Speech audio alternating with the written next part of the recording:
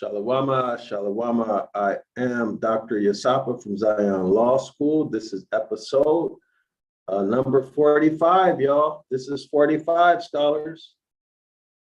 This is number 45 in the Astrotheology series, okay? So we're gonna get started in just a minute or so. Looks like the live stream is working. Just a few reminders. Like to ask you to be very active in the chat. Don't be stingy with your knowledge. Help others by sharing what you know. Help others by looking up words that either you don't know or you think other people might not know. Because most people will not take the time to look up the meaning of words. So please do that. Help make the video presentation something that's absolutely more than amazing. Okay, also, again, if you see books cited,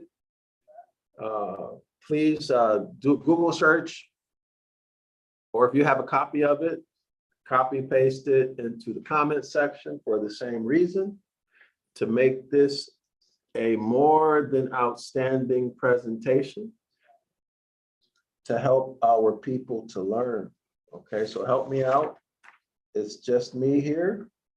Okay, it is just me, and I'm doing all of this by myself. And y'all see this is a heavy load. All right, so this is going to be what I think is a short presentation. Okay, we are on page 235. We're on page 235.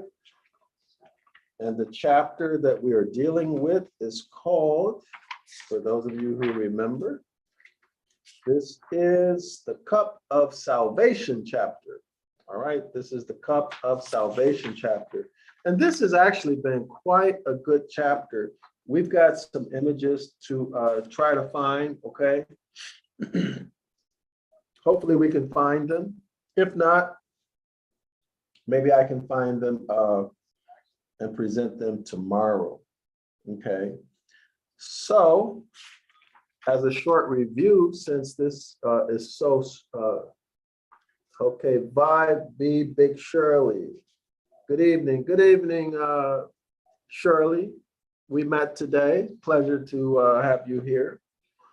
All right, so since it's just only really 2 pages that we're gonna cover today,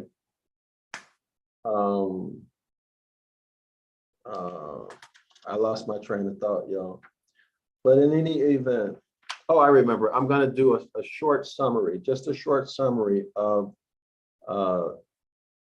Astrotheology number 44, which we did yesterday or last night. We did that last night. I'll do just a short summary, okay? Not over everything, but just a short summary. So the matter at hand, or the issue at hand in yesterday's presentation, was the Sacramental Cup. The author gave 13 meanings of the sacrificial or sacramental cup, rather. You'll find that on page 234. Okay, so let's go ahead and read that. But see now how to all the definitions, even to the most apparently incongruent and contradictory, okay, we're talking about the definitions of this sacramental cup, answers this cup, that is the sacramental cup of the celestial sphere, as thus. So the author is saying that the sacramental cup, that cup that is presented in the Last Supper of the Gospels, the Christ figure and his 12 apostles, they're sitting at the table. They have the bread, which means his body, and the cup of wine, which means his blood, and then the introduction of the New Testament, right? This is what the author is talking about. The author is claiming that that sacramental cup has in celestial meaning. This is his claim, right? Remember the book we're reading is The Devil's Pulpit. What's the topic? Astrotheology. All right. So let's continue. The author gives us 16 celestial meanings of the cup. 16 celestial meanings of the cup. You should go back to presentation number 44 to get all of the details. In summary, I'm going to show the, give me 1 second, y'all. I'm going to show the illustration that we used. Give me 1 second. I'm going to show the illustration that we used yesterday. Maybe I'll show a couple of them. We'll see. Let's take a look, y'all, see what we got. To get you oriented. All right, so let me go to it. Give me 1 second. I'm going to share one of them now. Hold on. So it's always good, scholars, to orient yourself, meaning to visualize things, right? It's always good to visualize as much as you possibly can. So let's go ahead and take a look at this. Here in the northeast portion of the celestial globe, the celestial heavens, here we see the corona borealis. This is the ivory crown in mythology that the deity whose name is spelled B-A-C-C-H-U-S, the deity of wine. Remember, we're talking about the mythology. Okay, that's the deity. He's wearing a crown. Look at the cursor. This is a crown. In mythology, this is a ivy crown, ivy crown, ivy crown. This correlates to the ivy that is growing in all of the Catholic churches on the walls. The purpose of that is to block out the sun. And also, if you see ivy on any Christian church, it correlates to this corona borealis, which is the deity whose name is spelled B-A-C-C-H-U-S. He is the deity of wine. What does that tell us? That tells us that this deity presents in the fall. Okay, the autumn equinox. Now, where are we? This is the Tropic of Cancer. Everybody see that? Tropic of Cancer. So if you go above that, all right, the orientation is northeast. Orientation is northeast. Northeast, Tropic of Cancer. Now, when we move down the horizontal line here, this is the celestial equator. Take a look at the cursor. This is the celestial equator. All right, this is the celestial equator. This is the corona borealis. What time of the year is this? It is fall, right? Fall. It is the fall, the autumn equinox. All right, so now this curved line here, scholars, you should remember, this is the eclipse, the celestial eclipse, or scholars, that is correct. You are correct. This is the orbit of the sun. Very good. This is the scales, Libra. Take a look at the cursor. This is Libra, the scales, which is balanced justice, which is righteousness, right? Balanced justice, which is righteousness. This takes us back to Gemini. Is that right? Takes us back to Gemini, the two twins.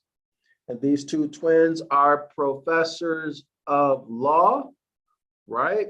Correlate to the Gospels. It is righteousness and justice, righteousness and justice. Okay, the balanced scales that we see in Egyptian mythology. All right, balanced justice in contradistinction to imbalanced justice in the US. criminal system. That is correct. Again, the important thing to remember is that this is happening during the autumn equinox, right?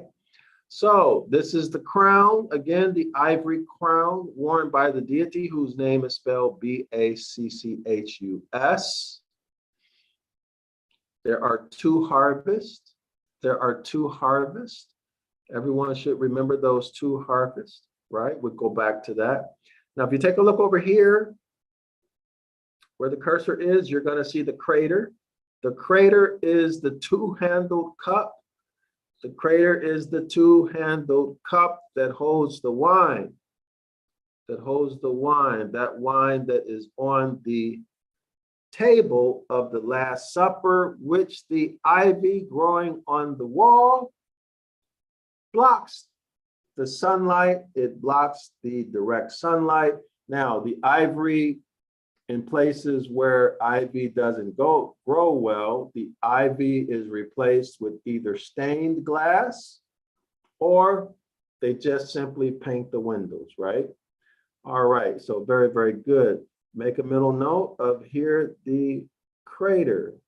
Here is the crater. All right, so now let's see what else do we need to take a look at, y'all. Let's look at maybe one, maybe two more images before we move forward.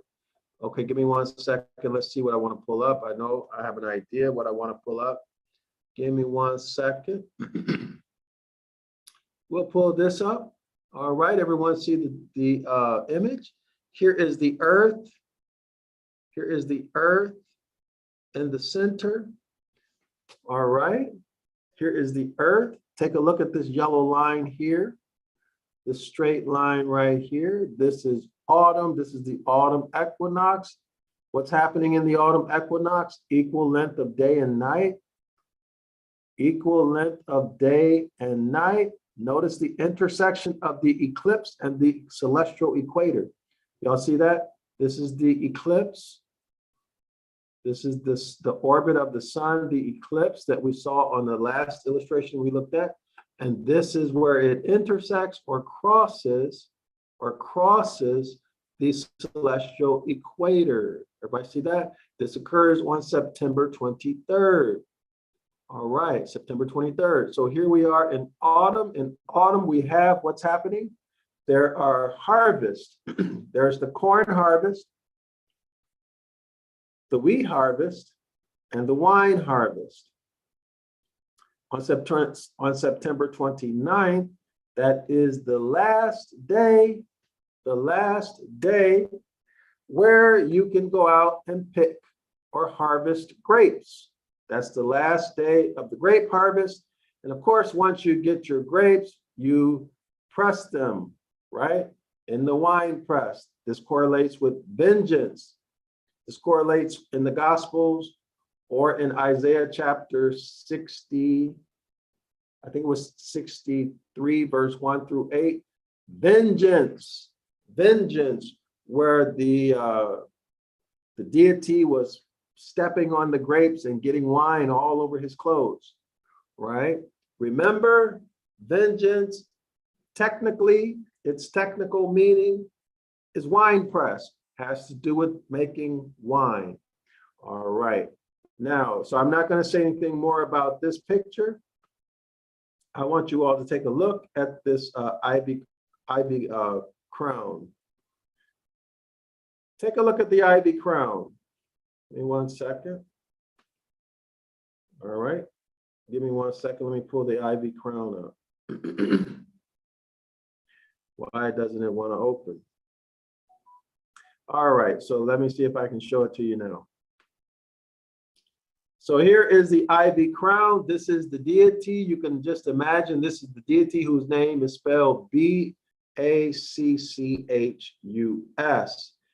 You will see this deity astronomically in August. I'm sorry, in the autumn. There's the ivy crown.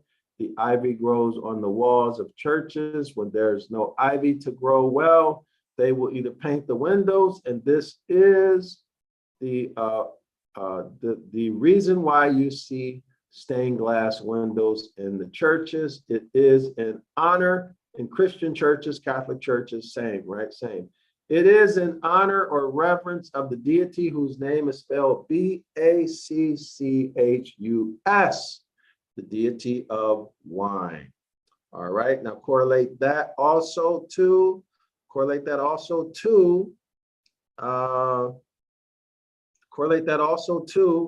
the Gospels, right? Correlate that to the Gospels. That is the Last Supper. Isn't that correct? That is correct. Correlate that to the Last Supper. All right, so y'all, let's get started. Okay, I'm not going to go over each of the 13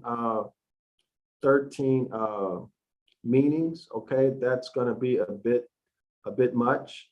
Okay, so you can look at it here for yourself. It'll begin on page 234. Let me go ahead and show it on the screen. Okay, so the Sacramento cup begins on page 234. All right, so these are the 13 astrological or astronomical meanings of the Sacramento cup. Now, also things to remember that I think are noteworthy to remember is in the last paragraph here. Okay, it reads, I'm going to read it for y'all, beginning with the highlight. Now pretend ye, sirs, again, through ages of indefinite antiquity, that means as far back can go, right? Through ages of indefinite antiquity, before our ridiculously pretended era of the birth of the Christ, our pagan ancestors had been taught to believe that Mars, that's the planet Mars, M-A-R-S, the deity of battles, from whom our name of the month of March is derived, surnamed by the Greeks as Aries, A-R-E-S,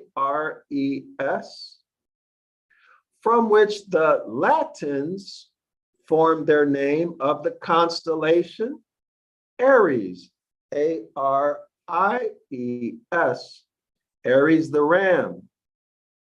Okay, y'all, so we see here etymology, right? We see etymology. So here's another example of the power of etymology. Okay, so Mars, the deity of battles, from whom our name of the month of March is derived, surnamed by the Greeks Aries, from which the Latins formed the name of the constellation Aries the ram, had been drowned in this cup of Bacchus. What cup? The crater. Indefinitely called the cup.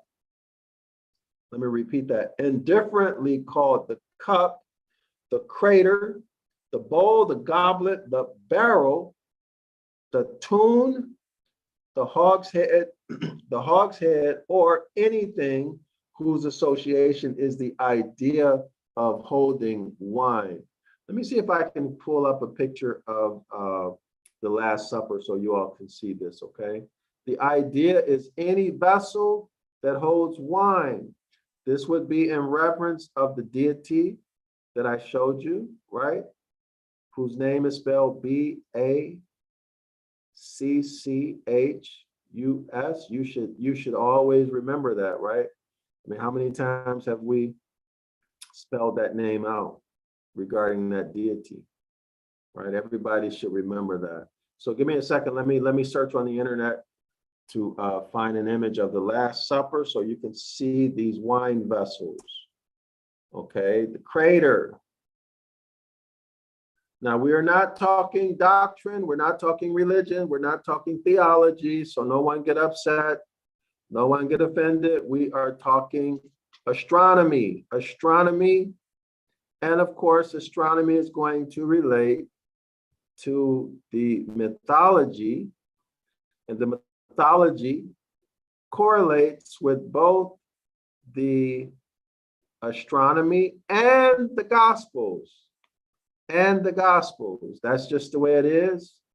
It is what it is, not meant to hurt anyone's feelings, but it is what it is. All right. So I'm looking for the picture I showed yesterday. Unfortunately, for whatever reason, I don't see that picture. So I'm going to show a different picture, okay? Now remember, the meaning is any vessel that holds wine. That could be a wine barrel, that could be a wine glass, that could be a crater. Remember, a crater is a vessel that has two handles. Everybody remember that? A vessel that has a cup that has two handles. Okay, but it's really anything that holds wine. All right, so give me 1 second. I don't see something that I want to show you. Give me 1 second. I want to try to be as consistent as I can with yesterday's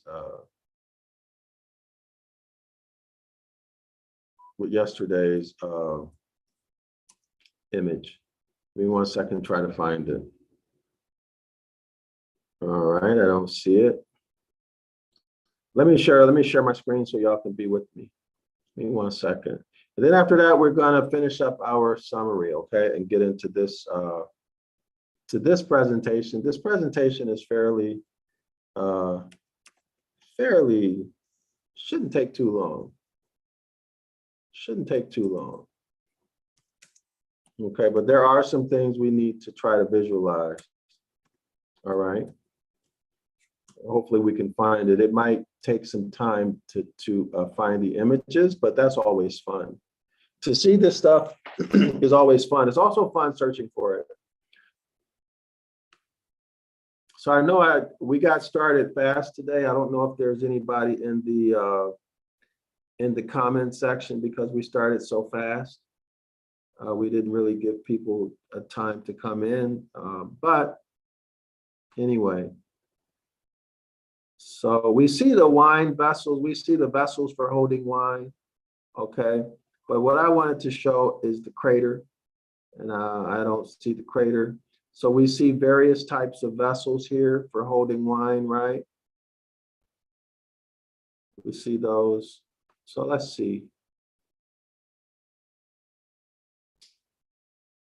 Everybody know. Oh, by the way, those of you who are new, welcome. Shalawama and Islam. Shalawama and Islam. Welcome, welcome, welcome. Thank you for spending your evening with me. I am Dr. Yasapa from Zion Law School. And this is Astrotheology, our 45th live stream presentation. We are doing these live streams every day, so come and invite your friends and family, and you can learn about astrotheology. Most people don't have a clue what astrotheology is, and that's okay, because you'll learn here. Astrotheology, we'll get into it a little bit later, okay? Maybe after I'm done with this. I don't want to go off on a different subject, but let's see, what do we have here? Here's a crater. Y'all see the crater? Here's one handle. Here's one handle. And here's the other handle. And this is the vessel that holds the wine. Here we see the Christ figure, right? The Christ figure. What do we see behind him?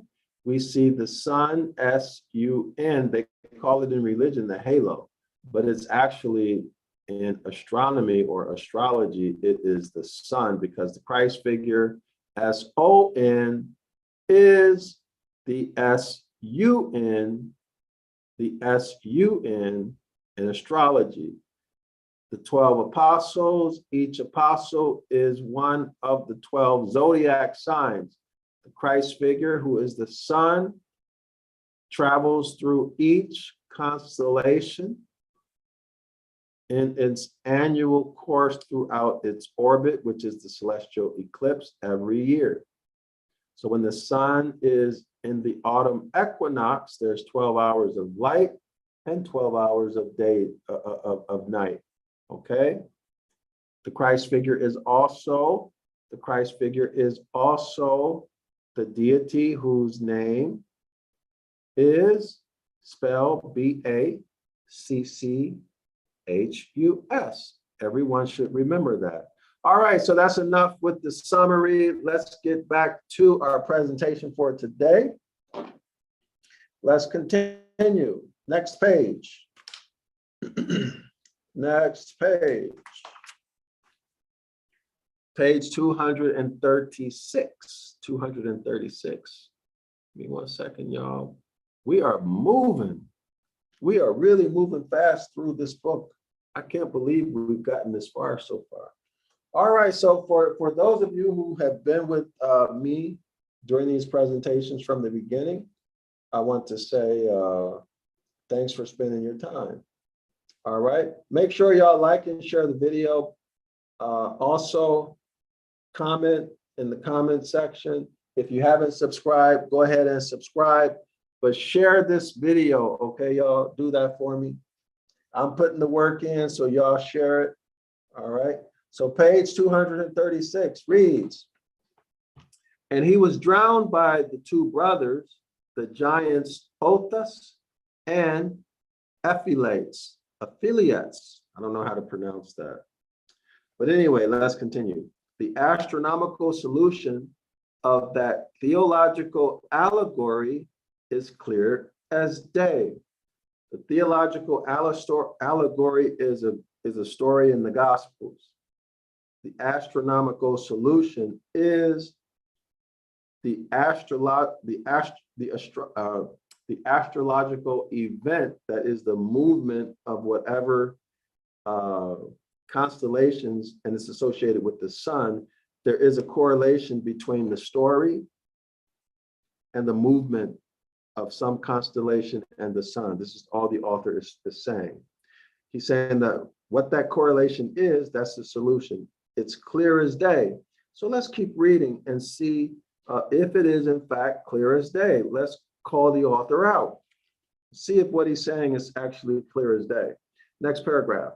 But sensible men always knew what was meant by the orthodoxy that forbade the appearance of Mars in the presence of the deity whose name is spelled B-A-C-C-H-U-S.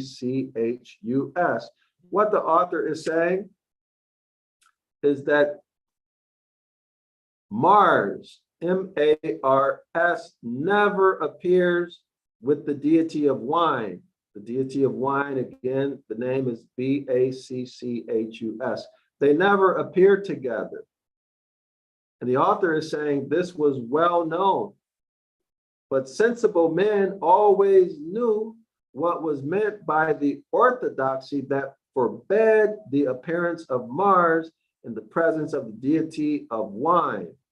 For if any hostile feelings against any man were found to obtrude itself at the feast board, quote, or any care or grief remain, will drown it in the bowl, end quote.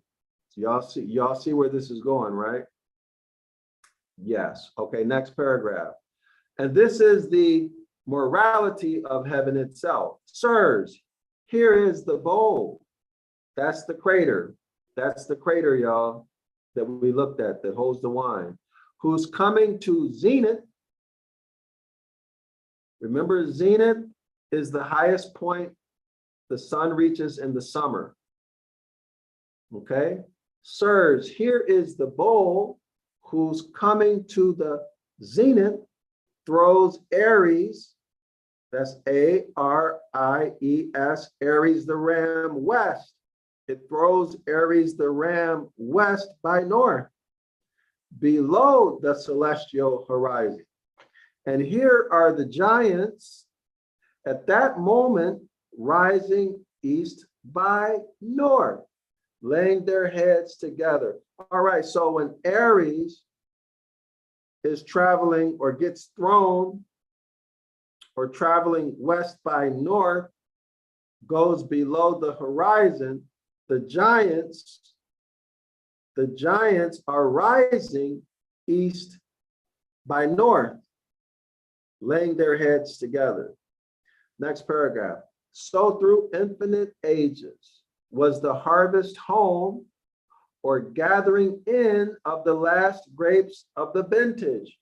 That's the last grapes or the last harvest of the grapes during the years would occur on September 29. So through infinite ages, as far back as mankind can go, as far back as mankind can go, and our Moorish brothers will tell us that there never was a time when man was not. So through infinite ages was the harvest home or gathering in of the last grapes of the vintage, the last grapes of making wine. This would be September 29th in the fall, celebrated by the pantomimes and allegorical tragedies. So fairy tale tragedies, right? Fairy tales where something bad happens. Similar to such as our sailors on this day. What day was it? The author gave these sermons that we are reading right now sometime around this was 1831, I believe. Let me check the date. So we will orient ourselves in time. April 3rd, 1831. All right, let's go back to the paragraph.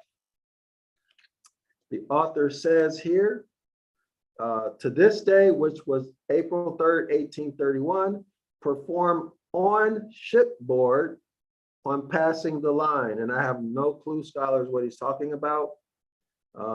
If anyone knows what he's talking about, let us know. But I mean, who knows? That was almost 200 years ago. All right, so allegorical tragedies were the first origins. Okay, so in other words, fairy tales where something really bad happened were the first origins, or were the origins not merely of our theatrical, but our pulpit performances. Pulpit means what? Church performances, Christianity. That includes the Catholic religion. That means the priests, the pastors, the reverends, right? They were doing what? What were they doing? They were performing made up stories, tragedies. Why a tragedy? What does a tragedy do? Tragedies pull your feelings in, makes you feel scared and sorry for someone, right? So you go into a church, their operation is to make you feel afraid and sorry, guilty, right?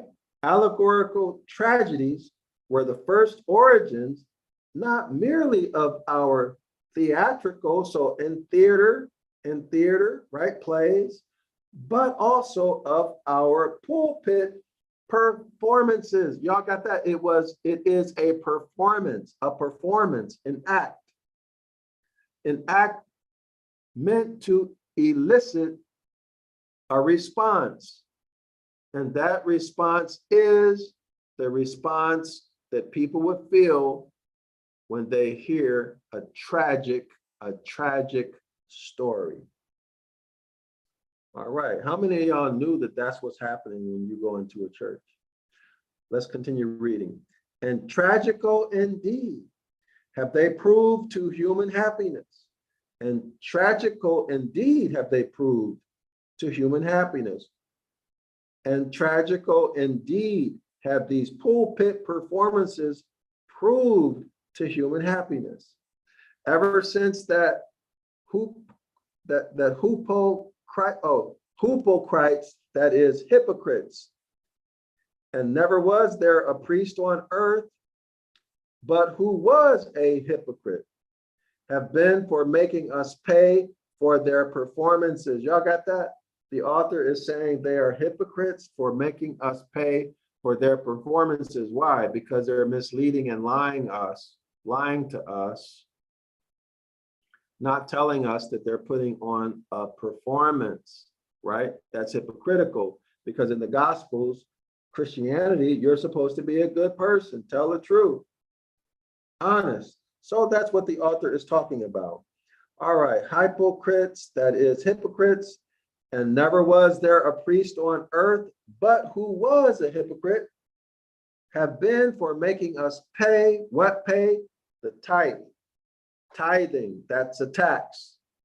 Making us pay for their performances and sending us to prison for finding out the meaning of them. So the author is referencing how when he began to feel guilty about lying as he gave sermons when he was a secret society member, and he began to tell that the Gospels are fairy tales, that it's really astrotheology. The Gospels are really tragic stories that have nothing to do with what the common people believe these stories have to do with. No, these tragic stories only tell the movement of the sun and the celestial bodies. But only the priesthood gets that. The common people gets the Gospels, and they think it's real. So what did this author do, Robert Taylor? His conscience got the best of him, and he started telling people the truth. And because of that, the secret society, the dark priest, they had him locked up and put in prison twice. And then when he was able to get out, they branded him as the devil's pastor or the devil's chaplain, hence the name of the book, The Devil's Pulpit. The author is spilling the beans on what he learned when he was a Freemason and whatever other secret society he was in. He's telling it all, y'all. This is the tell-all book.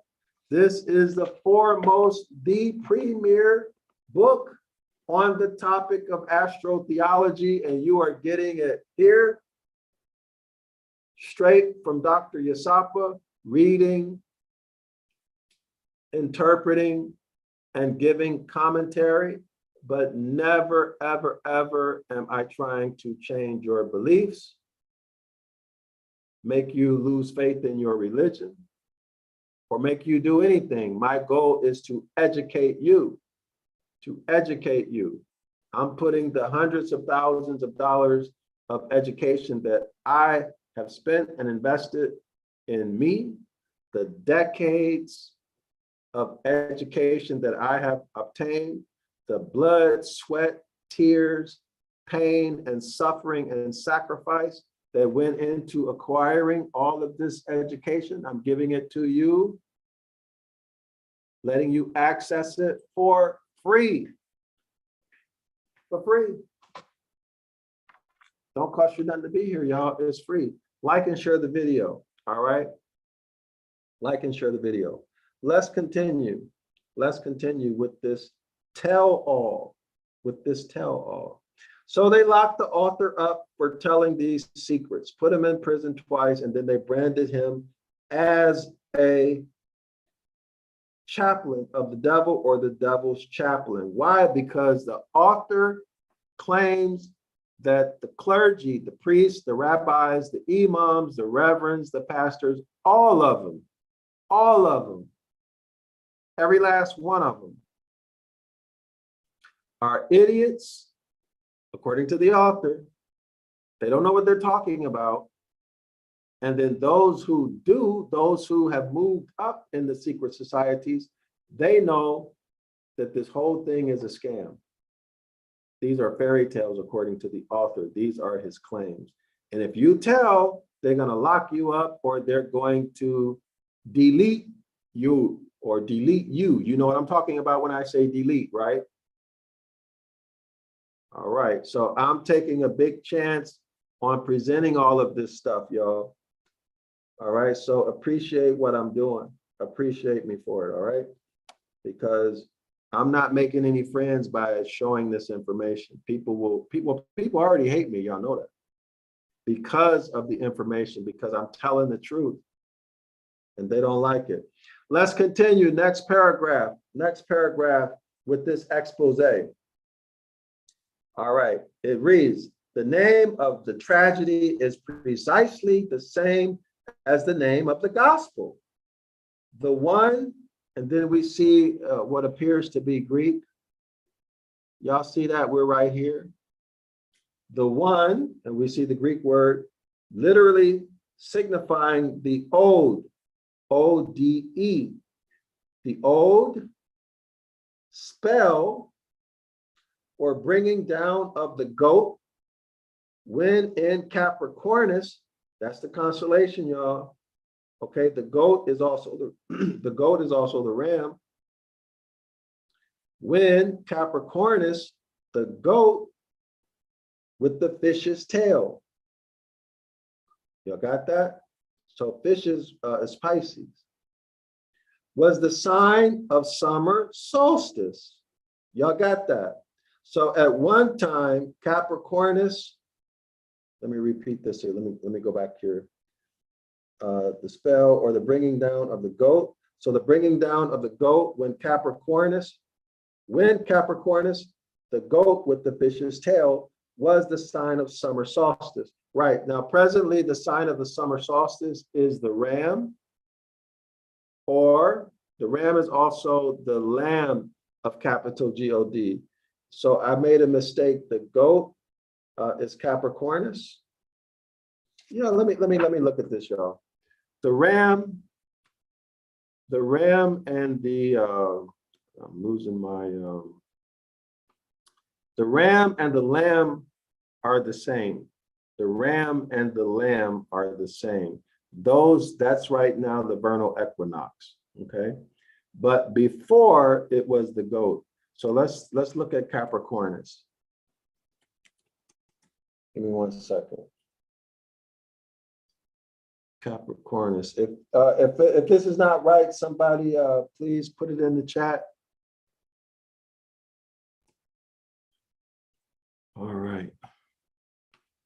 I don't know everything. So Capricornus, yeah, there we go. Capricornus the goat. Y'all see Capricornus the goat. There we are.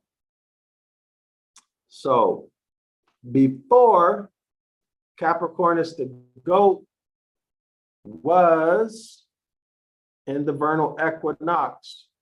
So let's show the vernal equinox again, okay? Oops, let me get the image. Let's show the vernal equinox. Here we are. So here's the vernal equinox. Take a look at the cursor right here. This is the vernal equinox, March 21st of every year. March 21st of every year. All right.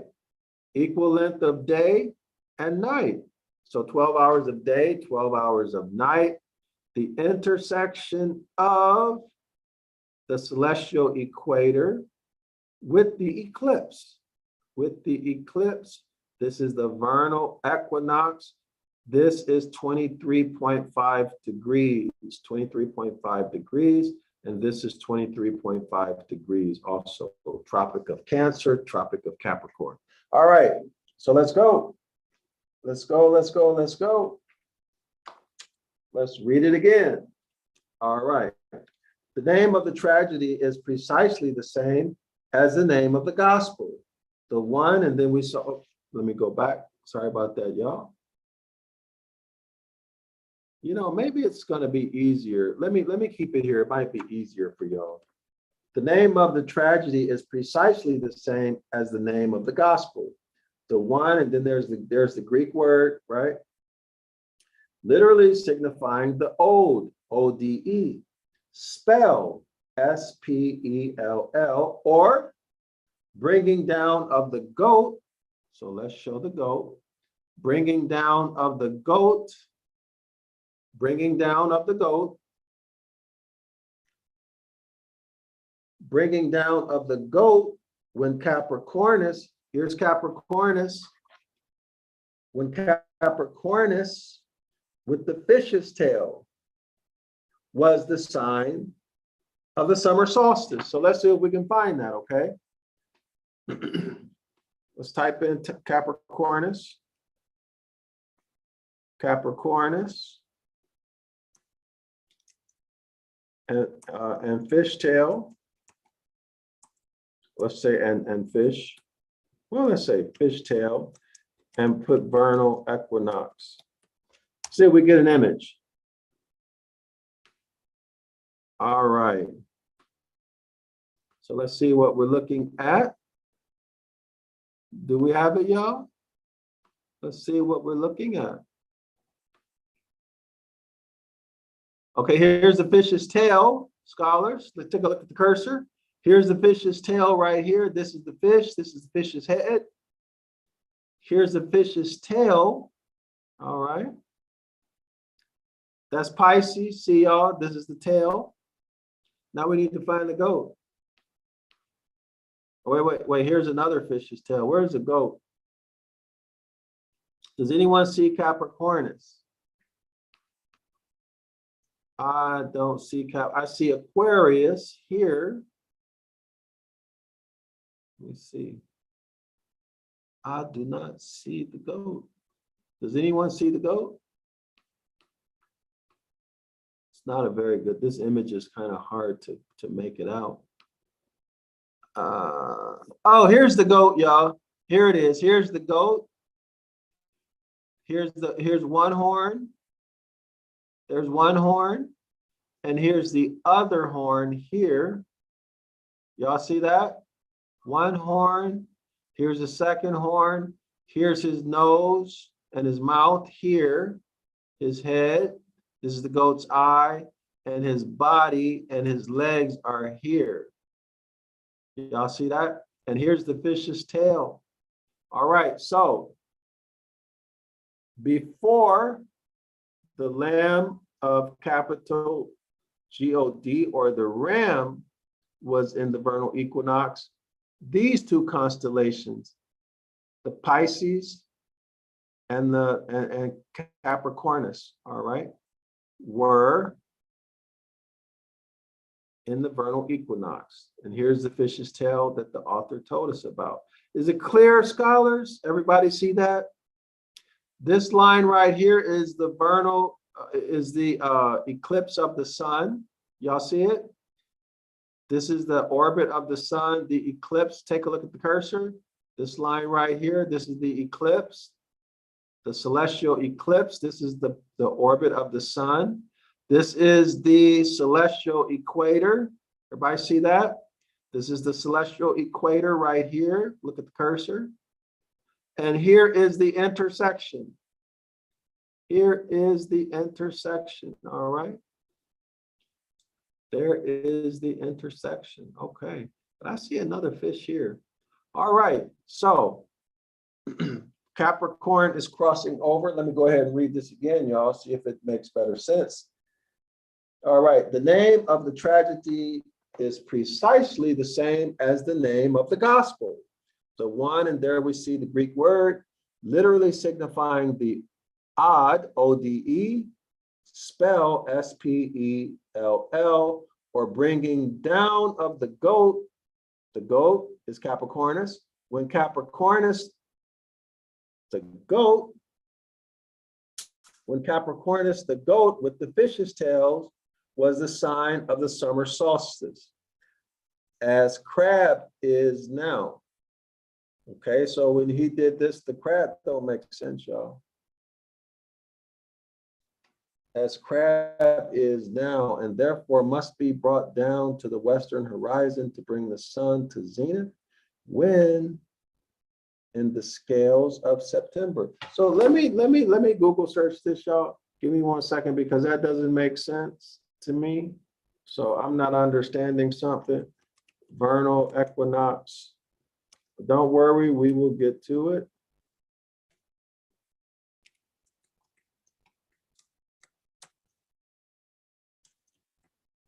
We'll get to it. We'll solve it. Maybe I'm wrong. We will see. We will see. All right, so the issue is what constellations are in the vernal equinox right now?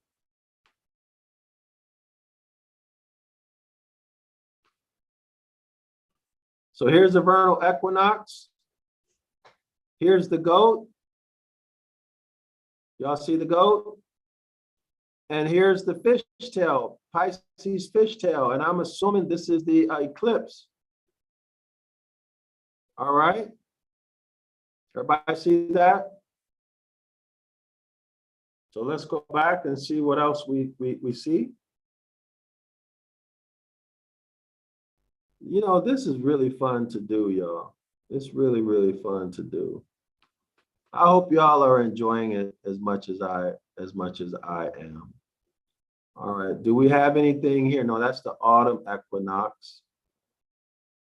All right. So this is the autumn equinox. So we see Virgo here. Correlate this, scholars, to Astrotheology number 44, presentation number 44. Here's Virgo. This is the autumn equinox.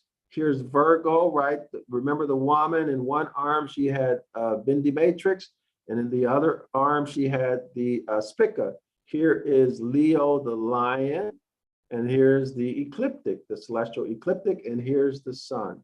All right, and this line right here is the celestial equator.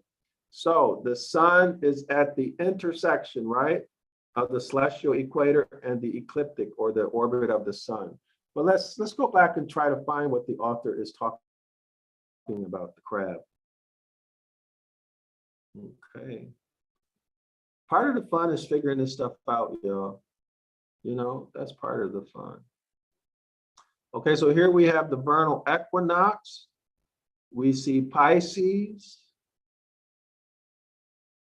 Okay, so we did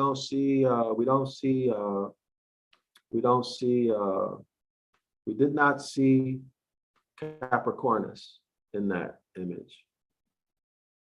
Let's take a look at this one. All right, why is it taking so long to load? Okay, let's see. So here's the elliptic. This is the elliptic. This is the celestial horizon, or the equator, rather. I do not see Capricornus.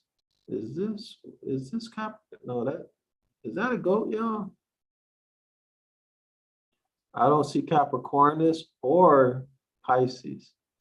So this is not it. All right. Let's search a little bit more. No, that's not it. I'm gonna check the comment section in a second, y'all. Give me 1 second. I'll check the comment section in 1 second. Okay, so we don't have anything here either, but that's okay. That's okay, because we will figure something out, right? We will figure something out. We make it do what it do, right? Be patient. Be patient. Okay, so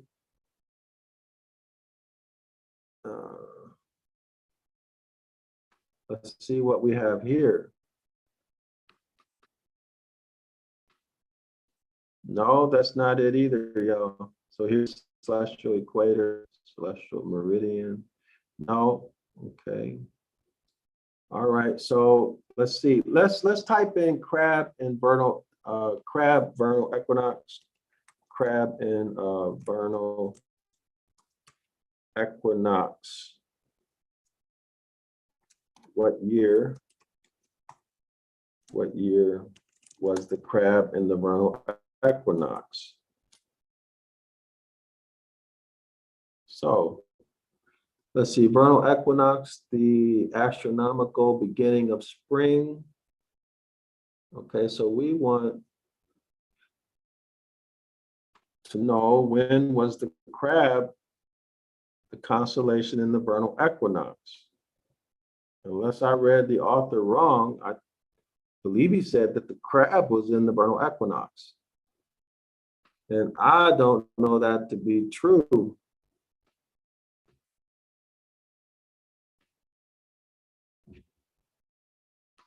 But maybe I'm wrong.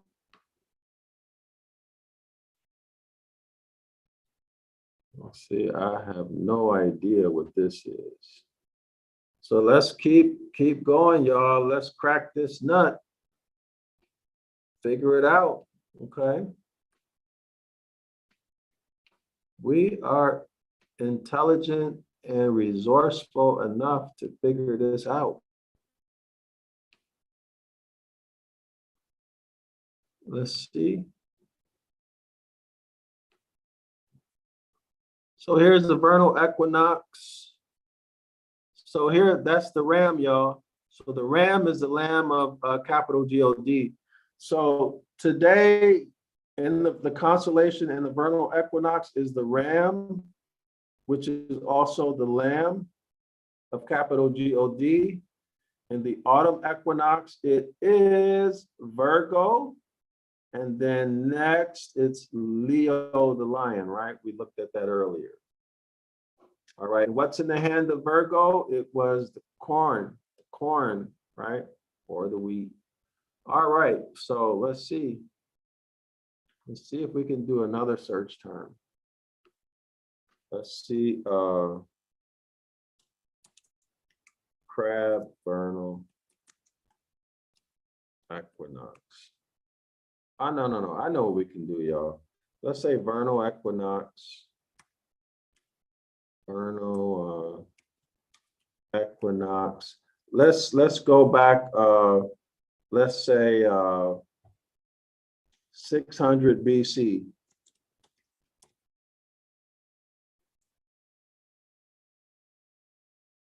Let's see what we get. Vernal equinox 600 BCE.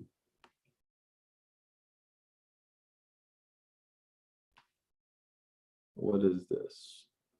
Let's see if we get anything. All right. So there we have it, y'all. Y'all see that? Vernal equinox here.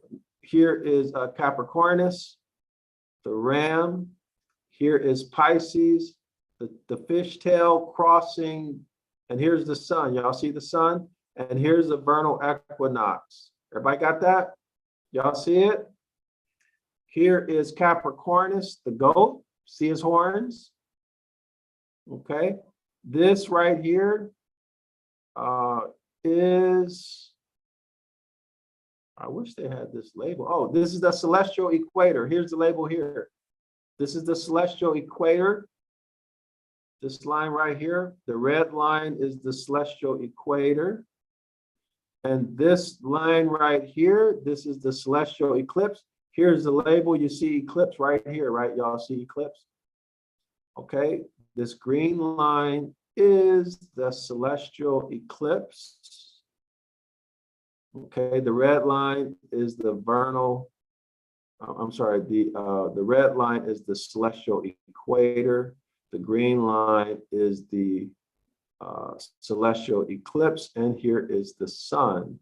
So this, in 600 BC, is the vernal equinox. Today, the constellation in the vernal equinox is what we just showed. The constellation is Virgo. Not Virgo, I'm sorry, it's the Lamb. The constellation in the vernal equinox today is the Ram or the Lamb of capital G-O-D. And I don't know what we did with that image, but y'all remember. All right, so we solved it. Let me check the chat, see if there's anything happening. Wow, there's nothing happening in the chat. What's happening, y'all? Let me see. Vibe writes exactly. I wonder what's going on. What's going on, y'all? Why no activity in the chat? Are y'all bored with this topic? We're almost done. Almost done. All right, just a few more paragraphs to go. All right, let's continue. All right. So the author writes, the goat with the fish's tail was the sign of the summer solstice. That's the vernal equinox. Oh, wait. The summer solstice. And all right. So summer solstice would be here. Look at the cursor. Summer solstice, the sun is in the zenith here at the summer solstice. Okay, so this is the vernal equinox. Today, it's the lamb or the ram here. In 600 BCE, it was Capricornus and the fishtail here. This is the summer solstice here. This is the zenith at this point, y'all, okay? All right, so let me read this again. When Capricornus, the goat with the fish's tail, was a sign of the summer solstice. Capricorn. Okay, so, all right, so I messed that totally up, y'all. I totally messed that up. But I'm not going to go back and do it again. The author was not talking about the spring equinox. He was talking about the summer solstice. So we saw those constellations. The author was saying that they are here at the summer solstice. This is the zenith. So let me show it. Sorry about that, y'all. I messed that up. Okay, so these right here, Capricornus and the fish's tail, these two constellations, the author is saying would be here, okay, at the summer solstice. So sorry about that. This is what the author is saying. Anyway, I think it's just a small mistake. Everybody understands. The important thing is that you see it. And therefore must be brought down to the western horizon to bring the sun to zenith when in the scales of September. Remember, the scales of September are here. All right, so let's continue. The capital God spell, that is the gospel, or spell, S-P-E-L-L, or inclination or incantation rather of the lamb of capital God is precisely the same. Astronomy brings the lamb into the lowest point, pit of hell. That's over here, y'all. The declination, this is the sun in its lowest point in the celestial heavens. It's called the pit of hell because space is bottomless. It's a bottomless pit. So this is the sun. This is the sun, S-U-N, in the pit of hell, right? Only because of its location being in the declination, which is the lowest point in the sun's orbit. And over here, exactly opposite is the zenith, which is the summer solstice, which is the sun in its highest point in its orbit. So this is the summer solstice here where we see the zenith. And here we see the lowest point. This is Satan, the devil. This is hell. Why Satan, the devil? Because the sun here is opposite to the sun here, therefore opposite, opposer, adversary. Okay, opposite, opposer, adversary. And again, as we always say, people commit crimes, robbing, murder in the darkness. When the sun is at its lowest point in the celestial heavens, that's when the number of nighttime hours are at its maximum and the number of daytime hours are at its minimum. Therefore, more crimes are being committed and there's more pain and suffering because of the cold weather. No food to eat, people freezing to death, so on and so forth. Okay, this is why it's called hell, the bottomless pit, because the sun is at its lowest point and there is no bottom, no end to space. That's what the author is talking about. Scales of justice are here. Libra is here in autumn, okay? in the autumn equinox in that area. All right, so the God spell or incantation of the Lamb of capital God is precisely the same astronomy, brings the Lamb into the lowest pit of hell, the Lamb, okay? The sun. You have consequently the sun, S-U-N, in the latter end of autumn, personated as JC, the Christ figure, in the Garden of Gethsemane. Okay, so that's here, right? JC, the Christ figure, or the sun over here in the autumn equinox, right? This is the harvest time. Okay, correlate that with the crucifixion of Christ that we went over several videos ago. Let's continue. Quote, and being in agony, and let me go back.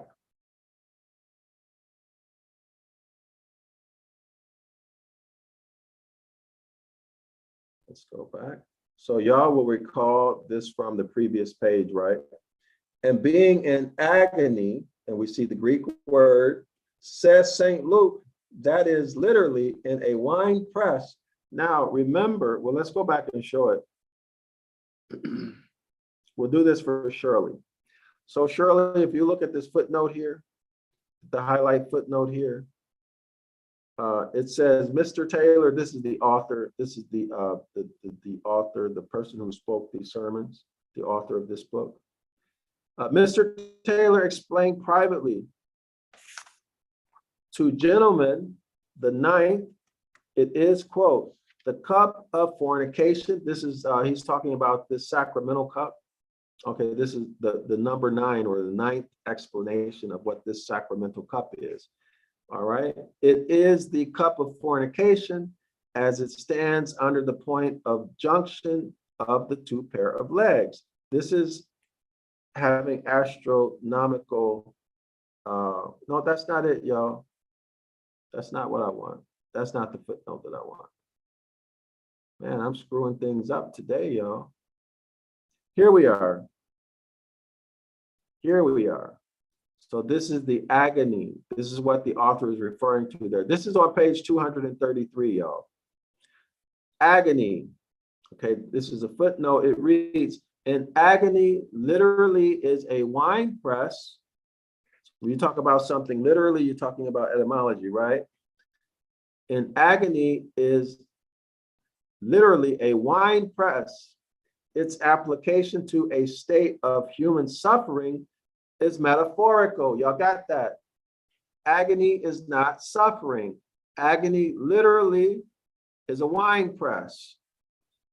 Correlate this to your concrete and abstract concepts that you get in the 101 Ancient Ibaryath course, the streaming course, okay?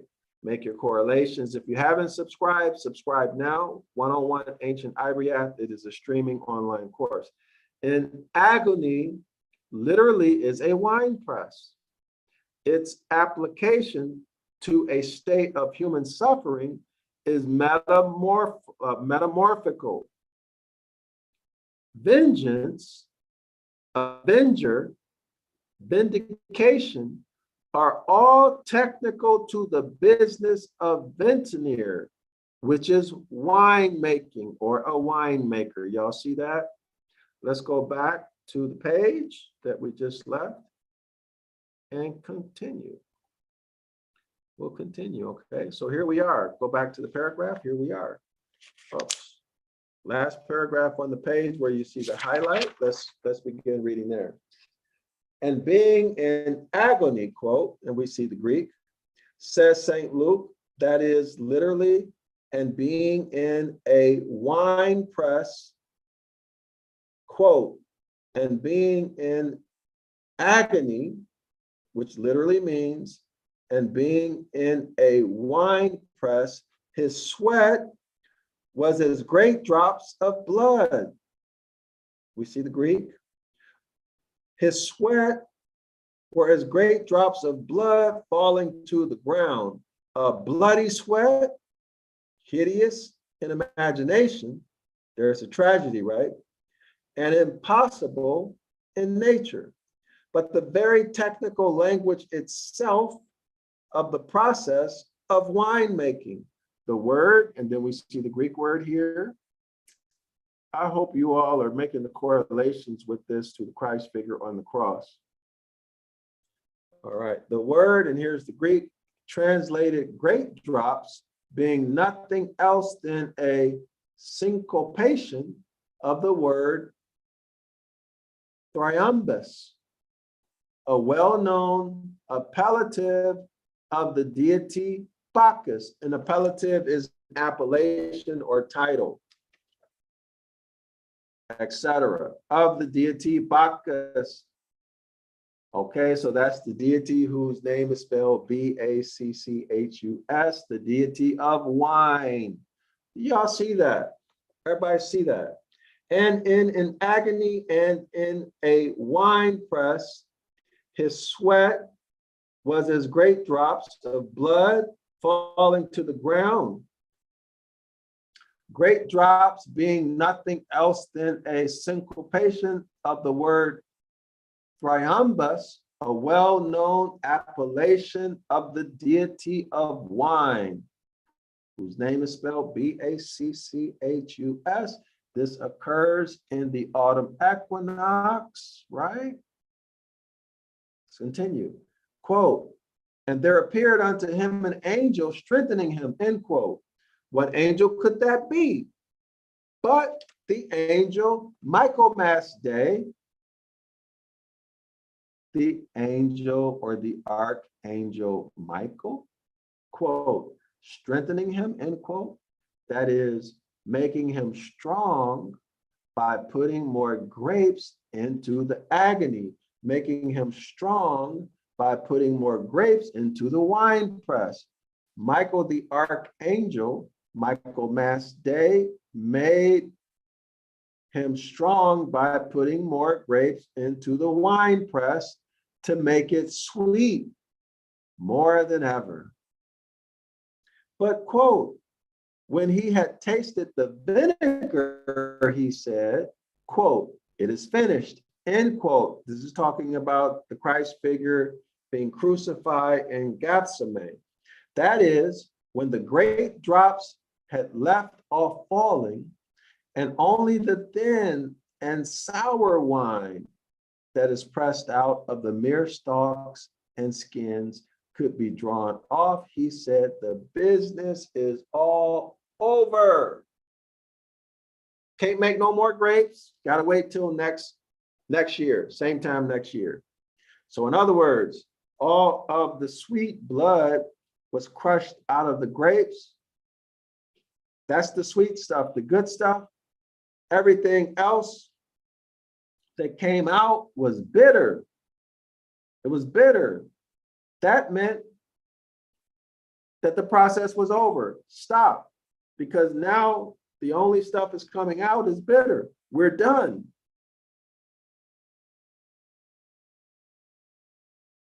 The last grapes have been harvested, September 29th. Okay, y'all see the fairy tale story or the allegorical story according to the author of the Christ figure being crucified, and he is sweating drops of blood. Okay, it's really having, according to the author, having nothing to do with that, but it has to do with astronomy and fall, making wine, the blood of the grapes. And thus we can tell the clergy that, quote, we know that this record is true, end quote, the record that we just discussed, right? About the astronomy of it all and the wine press making grapes, as we can tell them that we know that their record is not true. What record? That the Christ figure actually lived and was crucified and was sweating blood. It was not true. This is what the author is telling us. Ours is the seat of everlasting curiosity, of infatigable research, and still increasing knowledge. Our hearts are too full of the love of science. What science? Linguistics, history, astronomy, astrology, Y'all make sure y'all go. While we're on the topic, let me show it again. If you have not already subscribed, make sure you subscribe to 101 Ancient Ibaryath. This is the science that the author is talking about. 101 Ancient Ibaryath. This is the language that our ancestors spoke and wrote.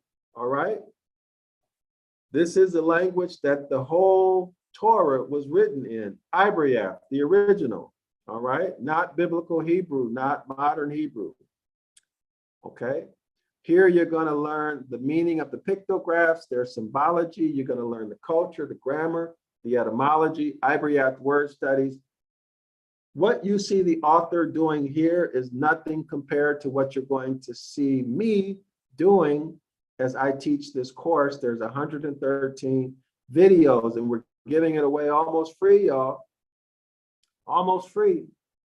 $1 for 1 day trial and then $10 per month. So you owe it to yourself to do that. Now, you also want to get 911 Ancient Ibaryath. Okay, 911 Ibaryath Rescue. 911 Ibaryath Rescue. This has the pictographs in it. Okay, you'll use this. You'll use this to go along with the 101 Ancient Ibaryath course. So buy this online at Amazon.com. Only the international version, okay? It's less expensive.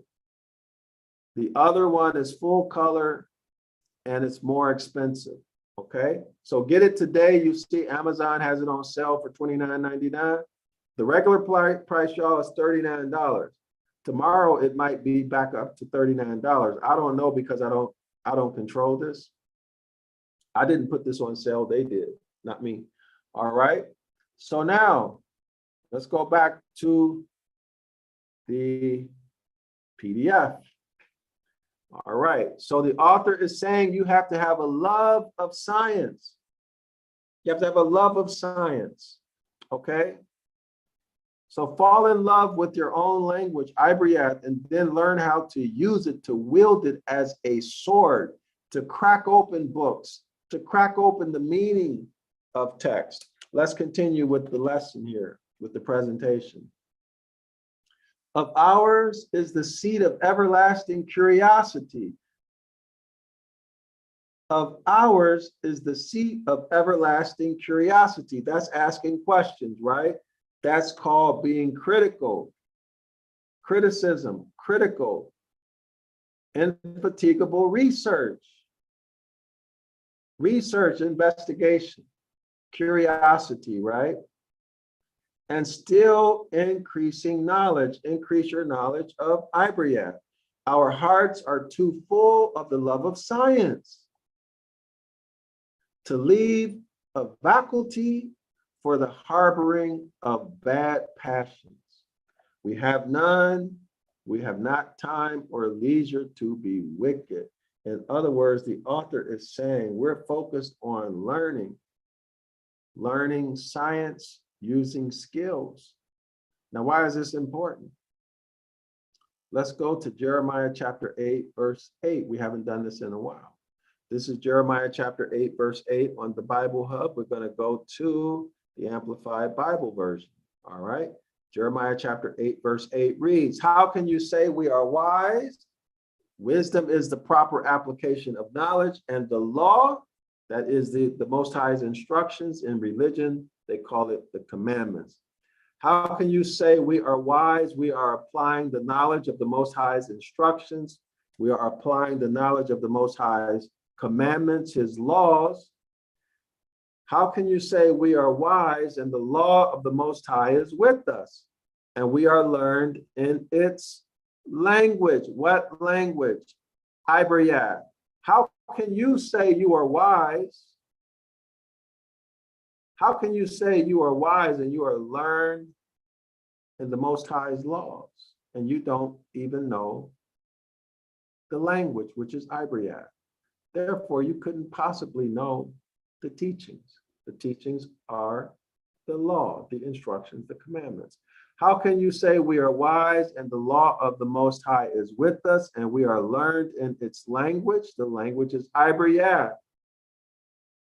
Don't sit on the fence. Go and subscribe now. This is your heritage. 101 Ancient Ibaryath, the streaming course.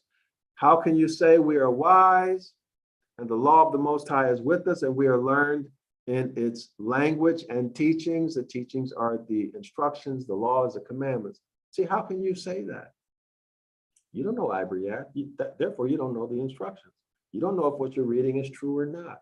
Behold, the truth is that the lying pen of the scribes, yes, the lying pen of the scribes, your ancestors and mine, has made the law, the instructions, the commandments into a lie.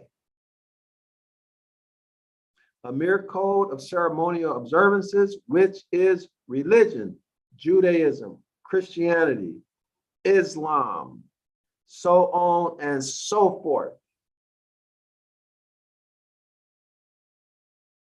How can you say you are applying the Most High's instructions when you don't even know, have a clue about anything about the language Ibaryath? How can you say it? And we're giving this stuff away to you basically for free, almost for free. How can you say you know anything about the teachings? You don't know anything except for what you've been told in English. But we're helping you to learn how to determine for yourself what it says in the original language. So you don't need anybody to tell you what they mean. You're not relying on anyone but yourself. Behold, the truth is that the pen, behold, the truth is that the lying pen of the scribes have made the law, the commandments into a lie. But how do you know? You know because our brother Jeremiah here has told you. They've made the law into religions, okay? But now let's go back to our book.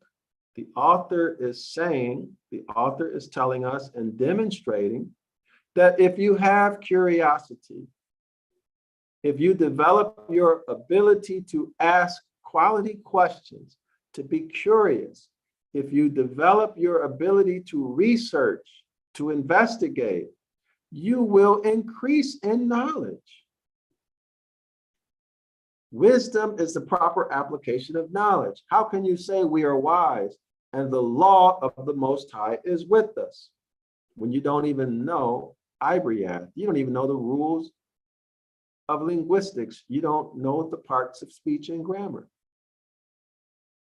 The author is saying to develop these skills, and he has demonstrated thoroughly how he uses these skills to crack open the gospel, the New Testament, to show their astronomical origins and to prove that they are fairy tales, whether you agree with that or not. The point is that you see the author demonstrating the power of linguistics. Our hearts are too full of love of science, linguistics, philology. Research, y'all, research, to leave a faculty for the harboring of bad passions. In other words, the author is saying we ain't got time to think about y'all priests, pastors, and rabbis who've been lying and misleading us all these years and who want to have us thrown in jail or deleted once we find out what you've been doing and we start telling people. We ain't got time for you because we're busy learning and exposing you and breaking free, becoming mentally free, physically free. We're not paying you tithes anymore. We're not giving you grandma's house when she passes on. We're not giving that to the church no more. You're not getting my life insurance policy no more. You're gonna have to go out and get a job. I'm keeping my house. I'm keeping my life insurance policy, giving it to my babies. Do y'all see what the power of this? This is liberation and freedom. We have not time or leisure to be wicked. Thus deal with our priestly fables of both the Old and New Testaments, while our priests answer us in the only way that is left for them to answer, that of their power, their tyrannous, oppressive, and wicked power. They can drag us to the bar of felony and crime. In other words, they can drag me to court. They can drag you to court. Once you start to learn that these stories are fables, once you start to break free, no more life insurance policy. I'm keeping my life insurance policy. I'm keeping my stocks and bonds. I'm not paying you 10% no more. A type. I'm keeping my money. In fact, I'm telling everybody that y'all been lying and these stories are not true. This is what the author is saying. They will drag you to court and charge you with crimes and have you put in prison. That's what the author is saying, because they put him in prison twice. All right, he says, and they have done so to him. They branded him as the devil's chaplain, right? Out of vindictiveness for exposing them. They can subject us to be insulted by the mock solemnity and pompous shaking of a lawyer's wig upon a barber's block. And they will do so. In other words, they'll drag you in the court. All right, they'll find some trumped up charge. When you expose these people like I'm doing right now, you put yourself in jeopardy to get locked up. That's what the author is saying, or deleted. They can turn on us again the dreadful clanging bolts and bars of their Oakham jail. Today they call it a prison. I call on you, sirs, to help to save me from them and to check the triumph of barbarous ignorance over persecuted philosophy. Now you understand why nobody has done a complete presentation of the devil's pulpit. No one. You'll only get that here from Dr. Yasapa, Zion Law School, because I ain't scared of UMFs, as Bernie Mac said. All right, but y'all need to stick with me, support me, so that I can do this courageous work. All right, it takes finance, it takes money to do this, y'all. So support. I'm not asking you to give me nothing for free. I'm asking you to order these products that we created for your benefit. 101 Ancient Ibaryath course is a streaming course. It's basically almost free. 911 Ibaryath Rescue. This is the companion book to the course, 101 Ancient Ibaryath. All right. Now let me show y'all some other stuff. If y'all want to support, those are two excellent ways you can support. If you like what you saw here, if you like the previous live streams that I have done, this is number 45, y'all. Number 45. I have been consistent. My day ones have been consistent here with me, right? We've been consistent, y'all. We ain't going nowhere. We've been consistent. I'm going to share the screen. I'm going to show y'all some other books that we publish. All right. And don't think for 1 second, y'all. Don't think that 1 second that I'm making friends by presenting this. People really hate me.